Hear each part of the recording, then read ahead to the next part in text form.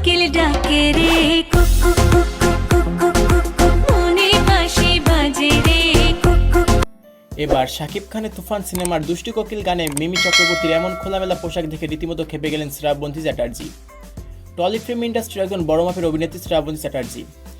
মিমি চক্রবর্তীর সাথে শ্রাবন্তী চ্যাটার্জির অনেক ভালো সম্পর্ক রয়েছে, কিন্তু এবার হলের তুফান সিনেমা দেখতে এসে মিমির এমন খোলামেলা পোশাক দেখে কটাক্ষ করলেন শ্রাবন্তী চ্যাটার্জি। শ্রাবন্তী চ্যাটার্জি বলেন, আমিও তো নায়িকা, মিমি থেকে অনেক বেশি সিনেমায় কাজ করেছি আমি, কিন্তু কখনো এমন পোশাক পরে অভিনয় করিনি।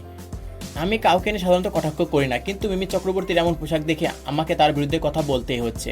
শ্রাবন্তী চ্যাটার্জি বলেন, মিমি পারলো কিভাবে এমন পোশাকে অভিনয় করতে। শ্রাবন্তী চ্যাটার্জি বলেন, মিমি তার সমস্ত সীমা পার করে ফেলেছে, মিমির মধ্যে কি এতটুকু ভদ্রতা নেই। শ্রাবন্তী চ্যাটার্জি বলেন, মিমির উচিত ছিল এমন পোশাক পরার আগে অন্তত একবার কলকাতা ফিল্ম ইন্ডাস্ট্রির কথা চিন্তা করা। মিমি চক্রবর্তী নায়িকা হিসেবে কলকাতা ফিল্ম ইন্ডাস্ট্রিতে বেশ খ্যাতি অর্জন করেছে। তার পরিপ্রেক্ষিতে তুফান সিনেমায় অভিনয় করার সুযোগ পেয়েছে মিমি চক্রবর্তী, কিন্তু তার এমন খোলামেলা পোশাক দেখে রীতিমতো কটাক্ষ করলেন শ্রাবন্তী চ্যাটার্জি। তিনি বলেন, এমন খোলামেলা পোশাকে নিজেকে উপস্থাপন করা একটু লজ্জাজনক ব্যাপার। আমাদের মাঝে ভদ্রতা বলেও তো একটা কথা আছে, কিন্তু মিমি সবকিছু সীমা ছাড়িয়ে গেছে। শ্রাবন্তী চ্যাটার্জি বলেন, তার জন্য আমাদের টলি ফিল্ম ইন্ডাস্ট্রির সকল নায়িকাদের কটাক্ষের শিকার হতে হবে। যদি সে এমন পোশাক পরে সিনেমাতে অভিনয় করে, তাহলে সে পরবর্তীতে কোনো সিনেমাতে অভিনয়ের সুযোগ পাবে না।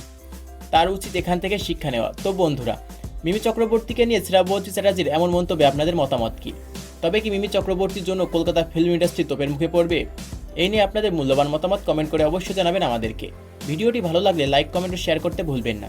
আর আপনি যদি আমাদের চ্যানেলে নতুন হয়ে থাকেন, তাহলে চ্যানেলটি সাবস্ক্রাইব করে বেল আইকনটি অন করে রাখুন। ধন্যবাদ সবাইকে।